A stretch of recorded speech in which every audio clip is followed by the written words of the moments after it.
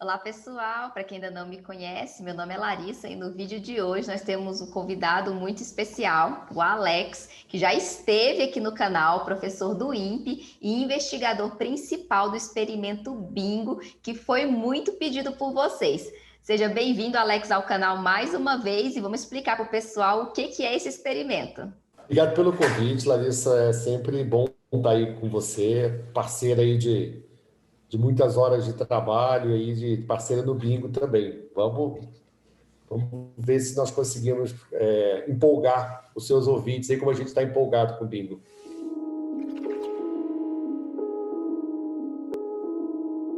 Então, vamos falar hoje um pouquinho sobre esse experimento Bingo. Eu recomendo que antes de você assistir esse vídeo, você assista ao vídeo que eu falo um pouquinho sobre o observável que a gente vai medir no Bingo, que é essa radiação em 21 centímetros emitida pelo átomo de hidrogênio neutro. Eu vou deixar para vocês aí no card o vídeo para vocês assistirem. Mas o Bingo é um radiotelescópio liderado pelo Brasil, que vai medir essa emissão em 21 centímetros do universo um pouco mais recente. E a partir dessa informação a gente consegue fazer cosmologia. Então, vou deixar agora o Alex explicar um pouquinho desse experimento para vocês. Eu vou fazer, na verdade, primeiro um bate-papo, né? Que a gente pode falar para os ouvintes. Quando a gente fala em radiotelescópio, as pessoas pensam, né, em telescópios, aquele seu desenho, né, de uma lunetinha e tal. A gente está pensando numa estrutura que é uma estrutura muito grande, cabe num campo de futebol, né? Uma das antenas parabólicas que a gente imagina que são aquelas pequenininhas que a TV por satélite, a gente usa em TV por satélite, a nossa cabe em meio campo de futebol, tem 50 metros de comprimento por 40 de outro. Ela é maior que 2 quadras de futsal. Então, a gente está construindo um radiotelescópio muito grande e a ideia é realmente medir ondas de rádio, né? Então, a gente sabe que existe rádio para pegar o sinal de celular, sabe que existe onda de rádio que pega televisão aberta, existe onda de rádio para várias coisas, para o Wi-Fi que a gente tem, né? E em cima de tudo isso, tem ondas de rádio que vem do espaço. Vem do Sol, vem de outros planetas do sistema solar e vem de muito fora. A gente está pegando ondas de rádio que são muito distantes, estão lá no meio da idade do universo. E o nosso trabalho é tentar fazer uma engenharia reversa com essas ondas de rádio que chegam no telescópio aqui na Terra e tentar entender o processo físico que gerou essas ondas lá quando elas foram produzidas, quando o universo tinha aí a metade da idade que ele tem hoje. Então, dá para vocês imaginarem que é bem longe e é bem antigo, né? Então, uma coisa que a gente pergunta, né, para nós mesmos, será que o que a gente faz é suficiente? O instrumento que a gente usa é suficiente para... Deixa eu mostrar para vocês. A gente começa aqui, numa área careca, no sertão da Paraíba. A gente já tem uma placa, né? Isso foi feito há pouco mais de um mês e meio atrás. O trabalho com a pandemia nos atrapalhou bastante. Mas a região que a gente vai usar para construir o telescópio é essa região que foi desmatada aqui. A gente está nesse momento, teve uma reunião um pouquinho antes da gente conversar aqui, Larissa, e a gente já sabe que o processo de sondagem para colocar as fundações já começou. Então, talvez daqui a 2, 3 meses a gente tenha uma meia estrutura já brotando dessa rocha. Então, esse pedaço aí da Caatinga paraibana vai virar, quando tiver pronto, um desenho bonitinho, que é esse desenho aqui. Então, a proposta de construção final, né, não dá para ter uma ideia muito clara que é o desenho arquitetônico, mas essa estrutura que eu falei, que tem 50 metros por 40, essa altura dessa torre, que ela é maior do que um prédio de 14 andares, a expectativa é que ela tenha da ordem de 40 metros de altura, e essa estrutura que vai ficar, o sistema de recepção tem da ordem de 22 metros, né? O cálculo de engenharia ainda está definindo uma forma boa de colocar essa estrutura. Então, é um pouco diferente do que a gente está acostumado a ver em telescópios ópticos, né? Que às vezes aparece aí nas séries de ciência, como o Cosmos, que é uma cúpula, tem lá uma estrutura meio arredondada, um prédio com o teto arredondado. Ele tem uma cobertura para a luz não entrar no telescópio óptico. Nosso telescópio, como mede ondas de rádio, não tem problema se chover, não tem problema se ficar com nuvem na frente, ele é muito mais aberto. O nosso detalhe aqui é essa casinha aqui embaixo. Ela não pode receber onda de rádio em lugar nenhum, nem de celular, nem de avião, nem de satélite geoestacionário. Então, ela tem 3 blindagens aqui.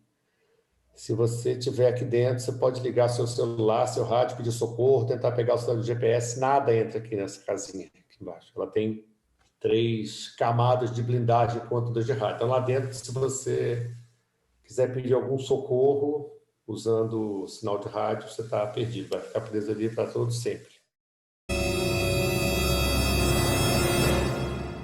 Falar que o bingo, né, a gente quer medir, como o Alex falou, o universo intermediário, né? Não é o universo primordial, seria um universo mais recente para medir, tentar medir pelo menos, entender um pouco melhor a natureza da energia escura, né, Alex? Que é assim, um dos grandes mistérios hoje da cosmologia. Isso.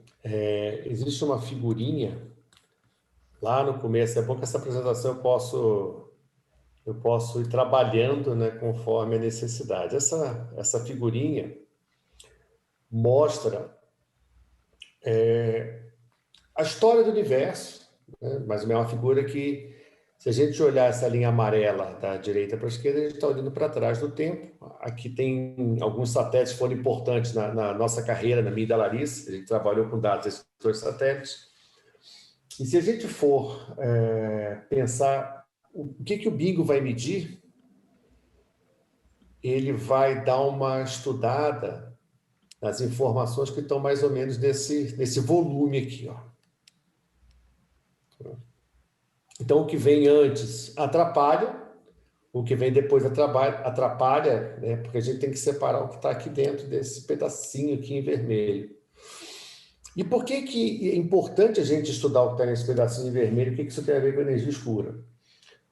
O bingo observa um volume, e quando eu falo em volume, época, as coisas são mais ou menos intercambiáveis mesmo em cosmologia.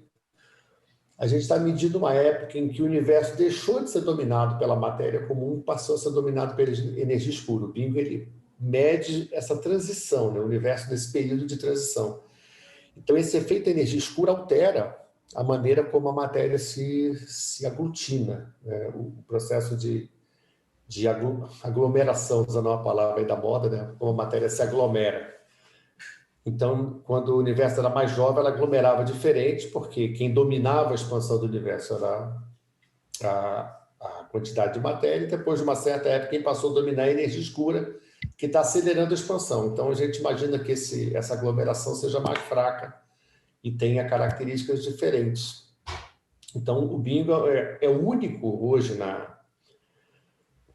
nessa competição, nessa corrida, porque ele é o único instrumento que está em construção, que está projetado para um futuro próximo, pelo menos, para olhar exatamente esse pedaço do universo. Tá? Para mostrar uma outra figurinha para vocês aqui.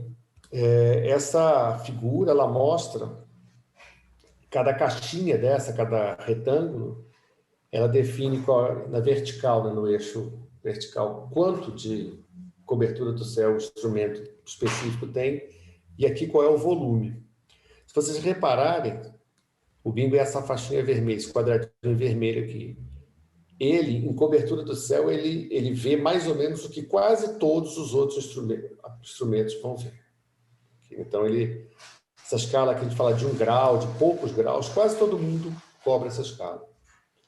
Agora, nessa época, essa faixa aqui, quanto mais perto do 0, mais perto do tempo de hoje. Quanto mais perto do 10, mais para trás do universo, mais jovem o universo. O bingo está sozinho, porque esse instrumento chamado SphereX é um satélite que ele só vai entrar em operação lá no final da década. Então, a gente vai ficar durante alguns anos operando só nós aqui. A gente vai poder se comparar com todo mundo, vai poder complementar os resultados de todo mundo. E, basicamente, todo mundo que fizer uma medida numa época mais velha, que é do bingo, mais antiga, vai ter que comparar com as nossas medidas mais novas. Então, ele é importante, né? Não foi intencional isso, que a gente achava que outros instrumentos iam ser construídos, mas não foram, e a gente está sozinho na competição nessa faixa aqui. Então, é importante também por isso, que a gente é único. Importante mencionar que o bingo é liderado pelas instituições brasileiras, apesar da colaboração com outras instituições estrangeiras, como a minha, né, de Yangzhou, mas é liderado principalmente pela USP, pelo INPE e pela Universidade Federal de Campina Grande, né? Isso. A gente tem uma parceria muito próxima com a Universidade não sei falar como você fala aí, Yangzhou é o jeito que eu falo, né, na China, uma parceria já de bastante tempo, né? E existe uma parceria com a Universidade de Manchester e a University College London, ambos da Inglaterra, que o conceito inicial, não exatamente o bingo de hoje, mas o conceito do bingo como um experimento para mapear essa aglomeração de matéria, ela surgiu na Inglaterra, no começo da década passada, há uns 10 anos. E com o passar do tempo, o Brasil se juntou, primeiro a USP, depois o INPE, depois a Federal de Campina Grande, e a gente, de uma certa forma, assumiu a liderança da construção. Então, o conceito atual é um conceito brasileiro, na verdade, né? O projeto ótico, a construção das cornetas, que eu vou falar daqui a pouco, e o projeto de engenharia é todo brasileiro. Então, a gente pegou uma ideia originalmente inglesa, adaptou, transformou e, de uma certa forma, evoluiu, porque alguns dos conceitos que estão no instrumento, que são conceitos até bastante inovadores, são conceitos que a gente propôs, prototipou e teve sucesso no protótipo. Então, eu falei, então esse caminho está certo, vamos seguir por aqui. E explica para a gente, Alex, um pouquinho por que foi escolhido o sertão da Paraíba. A gente procurou um lugar que não tivesse emissão em rádio. Essas duas figuras mostram, né, o sítio onde vai ficar o bingo na Paraíba. Isso aqui esquece essas unidades aqui, essa faixa verde é a faixa de frequência que o bingo observa. E aqui é o valor máximo que a gente conseguiu medir, e aqui o valor médio, né, na faixa aqui de baixo. É interessante a gente comentar o seguinte, a faixa de frequência que o bingo observa, para quem já trabalhou com rádio amador, é uma faixa de frequência que você sintoniza no receptor, a corneta ela é sensível a essa faixa de frequência, e existe um filtro que faz com que só a banda de frequência que está marcada em verde seja passada para o receptor. Então, essa figurinha aqui de baixo é a figurinha medida em Cachoeira Paulista, onde tem outros telescópios que medem energia solar e tudo mais. Vocês reparem aqui, olha, a quantidade de sinal no meio do caminho. Cada linha dessa é um telefone celular, é uma transmissora de rádio, é um sinal de avião.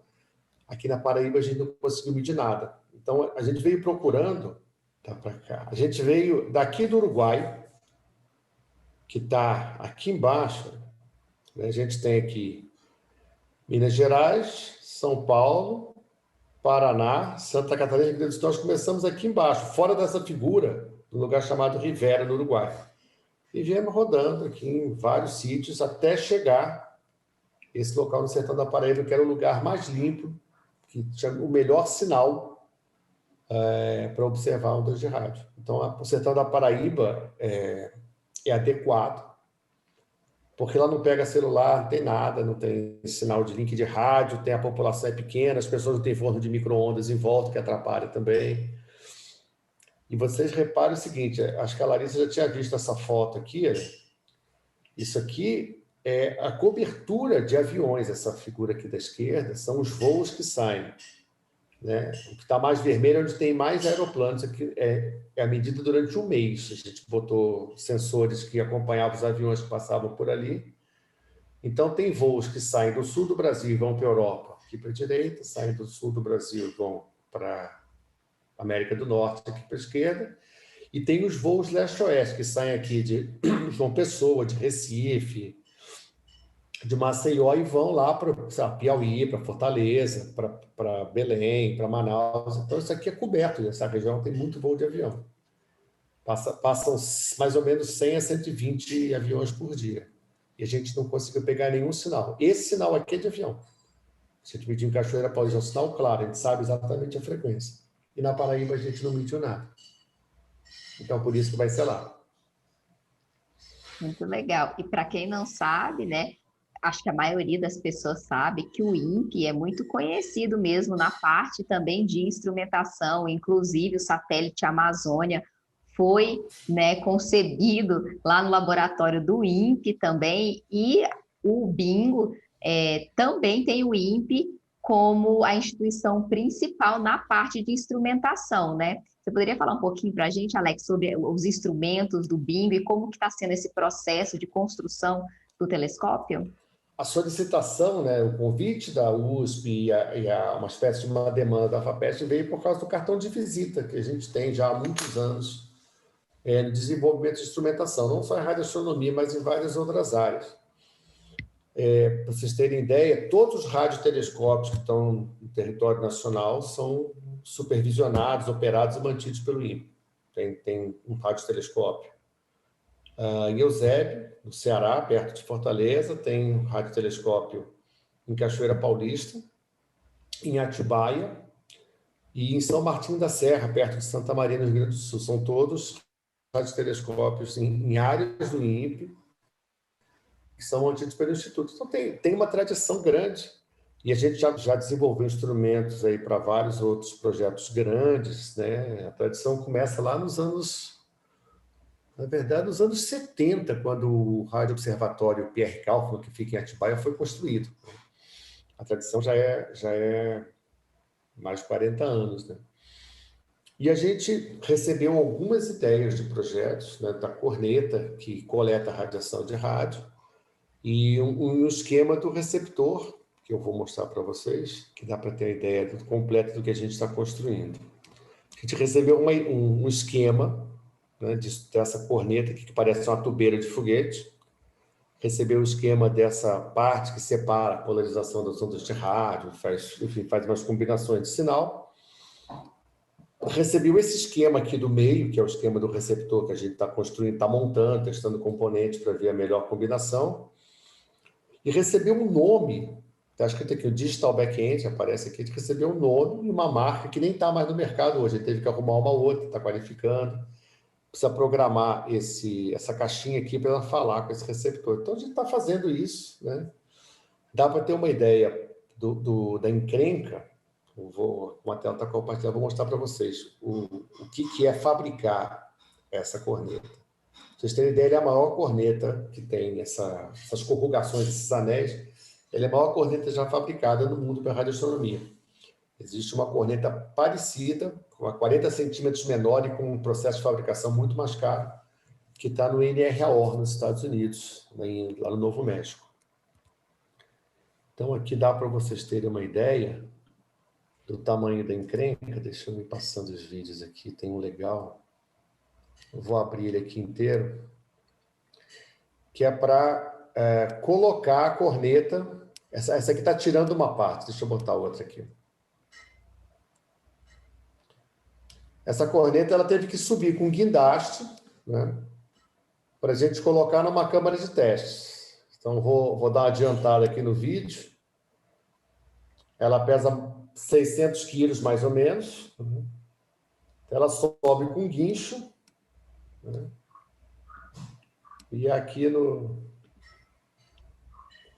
o processo de colocação numa câmara de teste para ver o desempenho. Ela foi o primeiro protótipo, não sabia se ela funcionaria bem. E no final ela funcionou muito bem, né? Aqui já está vamos lá. Ela entrando na câmera. Eu quero ela dentro da câmera. Já uma câmera, a gente fala que ela é uma câmera anecoica, onde não tem eco, não tem reflexão de radiação de rádio, né? Isso aqui são absorvedores. E a gente fez um teste bastante detalhado. Deixa eu pegar aqui uma outra figura.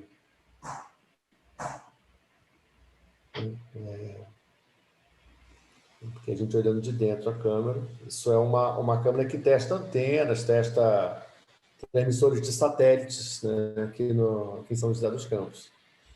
Só para eu lembrar o pessoal, ou para quem já sabe, e para quem não sabe, mencionar que o bingo, né, o bingo padrão, deve ter em torno de 28 dessas cornetas. Então, é uma estrutura realmente imensa. É gigante. Nós partimos do desenho como esse, Larissa, para fazer aquilo. Para pegar um perfil de alumínio, dobrar e manter a tolerância que a gente falou, é uma tolerância, um desvio de uma circunferência é de 0,1 milímetro. Ela é prevista, a gente aceita até 0,2, né, 0,2, 0,3 milímetros, mas a previsão é 0,1. Então, é uma coisa muito pequena, num raio de 80 centímetros, 800 milímetros, 100 milímetros, né? Ela está falando de tolerância 0,1 milímetro. E a gente conseguiu chegar nessa tolerância, né? Então, cada uma dessas cornetas gigantes vai ficar numa espécie de um gradado de cerveja, assim. Aqui a gente tem, são 4 cornetas, 8, 16, 4, 8, 12, 16, 20, 24 e 28 aqui em cima. Elas vão ficar numa estrutura que parece, de fato, um engradado, né? E, futuramente, a gente tem que mostrar o serviço, conseguir trabalhar com essas 28, conseguir resultados bons e depois duplicar essa estrutura para 56 cornetas. Que quer dizer, é o objetivo, não vai ser para logo, não vai ser nos próximos 5 anos, que a gente chama de fase 1, a primeira operação. A gente deve fazer ter bastante impacto nos resultados, vai ser com essa estrutura aqui de 28 cornetas, que a Larissa mencionou. Quando que a gente pode esperar aí a primeira luz do bingo? Qual a previsão? Então, se a gente não tivesse com essa pandemia que atrasou muito ano passado, a gente esperaria, no segundo semestre, estar com a estrutura do telescópio montada e pelo menos uma corneta funcionando. Hoje, se a gente fizer uma conta que atrasou mais ou menos um ano, a gente deve ter pouco mais de um ano, a gente espera ter toda essa estrutura aqui em cima, deixa eu voltar aqui, com essa casa de controle, os 2 refletores, né, as 2 antenas parabólicas montadas e pelo menos uma corneta no final do ano que vem, no primeiro trimestre de 2023, talvez. Então, atrasou o que a pandemia atrasou. Então, a gente atrasou para todo mundo, no mundo inteiro. A gente deve ter um ano e meio de atraso, mais ou menos. Então, lá para o comecinho de 2023, eu acho, e é realista, não é uma previsão otimista, que a gente tem condição de fazer. A corneta está pronta, a eletrônica está quase pronta, e uma vez que esse projeto de engenharia esteja pronto, essa estrutura é muito fácil de ser montada. Ela fica em pé, dá para colocar em pé em 3 meses. É muito rápido, uma vez que você tem o projeto pronto. E o projeto detalhado leva de 3 a 4 meses. Então, a gente pensa aí, com dinheiro na mão. Vamos supor que eu tivesse todo o dinheiro para 28 cornetas hoje. Em 14 meses, fica funcionando tudo mais. Aí começa a diversão, que é observar, ver os problemas, ver o sinal, ver se está funcionando, ver se está fazendo o que a gente previu que faria. Mas, assim, se eu tivesse com o dinheiro todo na mão hoje, eu diria 12 a 14 meses. A lista, vai atrasar um recurso, alguma coisa, eu diria 1 ano e meio. Então, final do ano que vem, começo de 2023. Acho que é razoável. A gente está contando com essa estimativa até para pedir recurso para o governo estadual, para o governo federal, porque a gente está avançando e as pessoas conseguem avaliar o tempo que leva para montar uma estrutura como essa e tudo. A gente não está com o projeto de engenharia lá no começo, já está bem avançado. Então, 1 ano e meio é ok. E qual é o impacto desse experimento para o Brasil, por exemplo? Citar um pouco do impacto científico e também do impacto social desse tipo de projeto para o Brasil. O impacto é grande, né? A gente pode começar pensando na inserção desse grupo do bingo, né, de de outros países, nós, liderados pelo Brasil, no primeiro, como é que é? Na Major League, né? Como é que chama lá? Champions League da Europa, cara. Porque a gente vai estar competindo com os instrumentos de ponta, né? Cujo impacto de resultado... O pessoal já brinca, fala de prêmio Nobel. Eu não acho que não, mas eu acho que teria impacto se a gente conseguir medir as oscilações de Bari, que são o objetivo principal, e conseguir fazer algumas caracterizações de energia escura, a gente vai ter um impacto grande, vai ter muita visibilidade. Não sei dizer o quanto, mas certamente na comunidade a gente vai ter muita visibilidade. Então, do ponto de vista científico, a contribuição que a gente pode dar é muito grande. Ser o primeiro a medir as oscilações de Bari em rádio, ser um grupo que vai colocar vínculos das propriedades de energia escura, ser um grupo que vai conseguir fazer estimativas cosmológicas comparando com outras observações no óptico e rádio mesmo, vai dar bastante impacto. Aí tem os impactos que não aparecem tanto, né, para as agências de fomento, para quem dá dinheiro para a gente. Tem um impacto na formação de recursos humanos nessa parte de instrumentação que o Brasil, no mundo inteiro, assim, a maioria das pessoas não trabalha com instrumentação, mas o Brasil é muito pobre, assim, tem pouca tradição. A gente está formando gente que está fazendo isso, está desenvolvendo, está aprendendo a escrever software, a ir para a bancada, testar equipamento. A gente está fomentando uma agitação cultural, né, no sertão da Paraíba, no município onde o telescópio vai ser construído. Está capacitando o professor, está fazendo hackathons com eles, né, de software e tudo. E eu acho que levar um projeto desse porte para uma região que é desfavorecida, né, o Nordeste e o Norte do Brasil tem menos recursos, tem menos acesso a recursos para ciência. Tem gente de ponta, os cientistas são de muita qualidade, mas o acesso a recurso é menor. Então, a gente vai levar um instrumento que vai potencializar a competência do pessoal que já trabalha na Paraíba. O time da Federal de Campina Grande é um time muito bom. Então, um instrumento como esse motiva chamar mais alunos, motiva recursos para a pós-graduação, motiva liderança regional em projetos de ciência. Então, acho que o impacto vai desdobrar para muitos lados. E tem um que a gente normalmente não fala. Eu gosto sempre de citar. A gente está contratando a indústria nacional para fazer isso.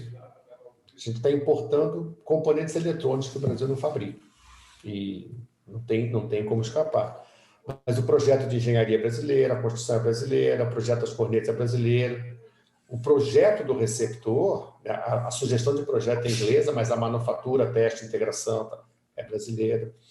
A peça que faz a separação das frequências é uma peça que vem da África do Sul, do projeto SKA, mas quem está programando essa peça para fazer ela funcionar no bingo é o pessoal aqui do Brasil. Então, a gente usa o dinheiro público, né, o dinheiro federal, o dinheiro estadual, para qualificar a indústria nacional, para contratar coisas na indústria nacional, contratar subsistemas e o que eles não sabem fazer, a gente treina. Então, tem um benefício de longo prazo de qualificar a indústria nacional para fazer coisas que ela não faz hoje. E eu queria também aproveitar para deixar um recado, e o Alex também, para pessoas, alunos de física, alunos de, sei lá, cursos correlatos que têm algum interesse em trabalhar com instrumentação, com experimentos. O bingo, né, pode ser, a gente precisa de pessoas trabalhando, e se tiver algum aluno que se interesse, que quiser fazer uma pós-graduação, lá no INPE tem os processos seletivos, né, Alex? Ou um pós-doc, caso tenha alguém assistindo que seja mais ou menos dessa área. Tem muito trabalho e pouca gente. Alunos interessados, pós-doc, engenheiros que eventualmente tenham uma chance de trabalhar conosco são sempre muito bem-vindos, né? A formação de RH nessa área é muito de ponta, a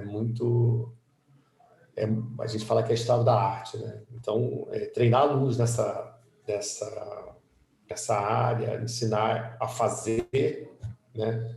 O que normalmente se compra pronto e vende como caixa preta é um ganho de qualidade que provavelmente vai permitir que eles se qualifiquem para trabalhar em outros projetos maiores, né, depois do bingo. O bingo vai durar uns 10 anos, e muitos alunos estão com 20 e poucos anos agora, vão ter 30 anos de carreira. Então, eles vão se qualificar para trabalhar em outros projetos do futuro. Não, é só assim, comentar que os programas de seleção para pós-graduação do INPE eles abrem para o mestrado uma vez por ano, para o doutorado 3 vezes por ano, e é só procurar, ou me inscrevam, né, procuro a física no INPE, que é bem fácil, a página é super didática, tem todas as informações, né, e vai ser um prazer receber quem tiver interessado lá.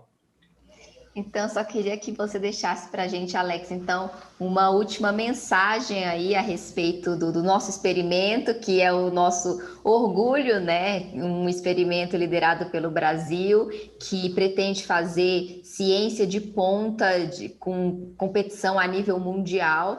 Então, a valorização também dos cientistas brasileiros, que apesar dos percalços, né, estamos construindo mesmo as pontes para a ciência de ponta em competição com experimentos que estão sendo construídos no Canadá e na própria China, experimentos grandes. Então, falar um pouquinho, deixar a última palavra para você aí de estímulo para as pessoas que querem trabalhar com ciência, que querem trabalhar no Brasil. A mensagem é curta e direta, né? A física brasileira, né, a ciência brasileira, de um modo geral, dá para a gente ver isso aí no trabalho com as vacinas da Covid. A ciência brasileira é muito competitiva, ela é muito... o nível de formação das pessoas aqui no Brasil, de um modo geral, as boas universidades públicas, de onde a gente veio, você e eu, né, a gente não fica devendo nada aos nossos colegas de fora, não. Então, o trabalho e a batalha permanente é que a gente tenha os recursos para competir em pé de igualdade de recursos com os colegas de fora. Criatividade, competência técnica e até inserção internacional, colaborações, a gente é capaz de fazer e mantém. Todos nós do Bingo, você, eu, o Elcio, o coordenador geral, a gente tem uma carreira internacional, que as pessoas nos conhecem e tudo. Então, a mensagem é: acreditem no TACO, estudem, trabalhem direito, né? Tenham uma boa formação, tenham uma boa formação acadêmica, mestrados, doutorados, e se engajem em projetos bons. O Bingo é um projeto bom que pode dar muito destaque, mas acredita no TACO, né? Para falar, isso aqui é todo mundo tupiniquim, como a gente escuta às vezes, falando, não, cara. A gente tem muita competência, falta uma administração boa de recursos, de forma que esses recursos cheguem para a ciência e a gente possa mostrar a capacidade que a ciência brasileira tem de ser competitiva a nível mundial. Tem que acreditar no TACO.